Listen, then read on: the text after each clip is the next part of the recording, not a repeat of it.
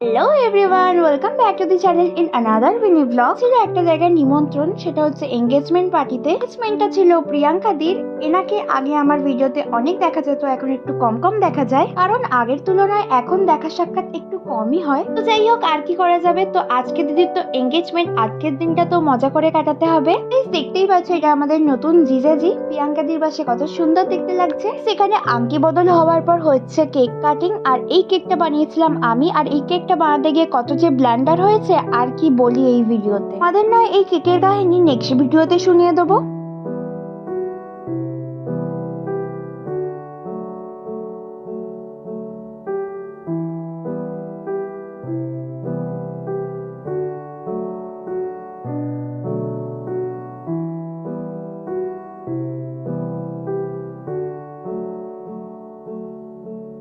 দেন এখানে শুরু হলো ফটোশুটিং পর্ব, যেটা কিছুক্ষণ ধরেই চললো।